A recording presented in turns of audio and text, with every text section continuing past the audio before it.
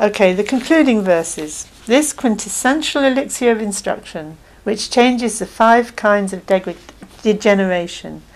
You might not know it, but this is the age of degeneration, of the 5 dregs.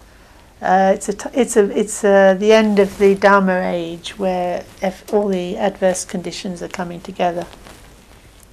So you might think, well, gosh, that's true, that these days do seem to be the worst because of the pollution and the climate change and everything. But it's interesting that ever since the time of the Buddha, people have thought of it being the age of degeneration, and it's kind of. But the good news is that just before the end of this age, there's going to be this sudden upsurge of a moment of really powerful Dharma practice. So we can always hope that we're just part of that. Because in these days, although there are so many adverse conditions, from another point of view, we've never had it so good. I mean, we have now accessible to us any text that we want on Buddha Dharma, and we can go anywhere to get teaching from anyone, and anyone can do that. It's everybody can read and write. I say everybody, but that opportunity is there for everybody. All this knowledge is available to everybody, and there's never been a time like it. So although obviously there's dangers in that because people don't know how to handle that amount of power, really. Nonetheless, if we're on the path to awakening and we're looking for good circumstances, we have a tremendous amount of freedom, actually, an opportunity. So, which changes the 5 kinds of degeneration into the way of awakening, is a transmission from Selingpa, Dhammakirti Selingpa. The awakening of the karmic energy of previous training aroused intense interest in me. It's interesting to think that way, isn't it? That it's not by chance that we're here studying Lojong. Why would we be interested in such a thing? We've already got something in us that's connected to it, and that wasn't come by lightly. I mean, that is a result of our practice in past lives, some kind of practice in a past life, some kind of connections and adhisthana from past lives. So that's always something to kind of remember, that actually we're not starting from a weak position, we're starting from a strong position, because we wouldn't be here if we weren't already in a strong position. So this has aroused intense interest in me.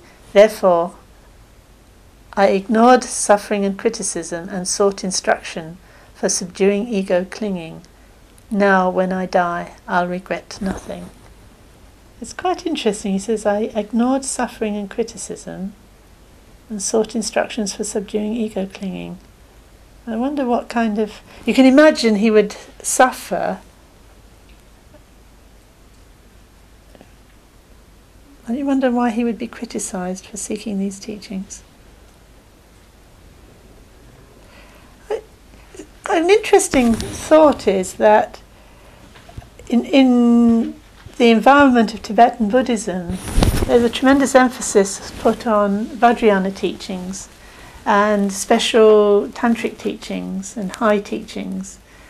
To such an extent, it's sometimes almost as if Mahayana, sort of fundamental Mahayana practice, or even Hinayana practice, is kind of, for beginners. And you could think, well, I'm just going to concentrate on this one practice of giving up my ego and putting others before myself. And that's going to be my one practice. And maybe other people will think, well, what about these wonderful practices over here? These wonderful, exciting practices that, all these wonderful rites and rituals and, empowerments and, powerful practices and yogic practices and, aren't you tempted to kind of go chasing after all of that? And you might think, well, only if it helps to reduce my ego clinging and my concern for others. And you might feel that they don't. And then have the courage of your convictions and think, you know, all Dharma comes down to one thing, and that's what I'll concentrate on, that's enough for me. And to really have that conviction, regardless of what other people might think. And I think that takes quite a lot of guts sometimes. Especially when you get really caught up in the Tibetan Buddhist scene. Because it's full of goodies, isn't it? You know, kind of tempting goodies and little sayings that make you feel, oh, I'm missing out.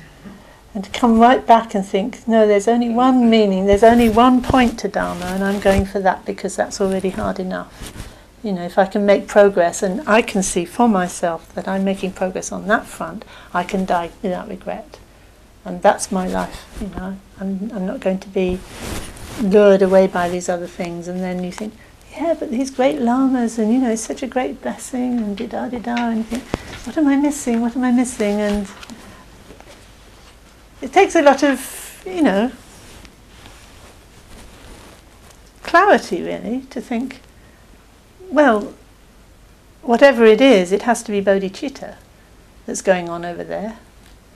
And if it's going on over here, do I need what's going on over there? I mean, it's sort of like you only need one way in.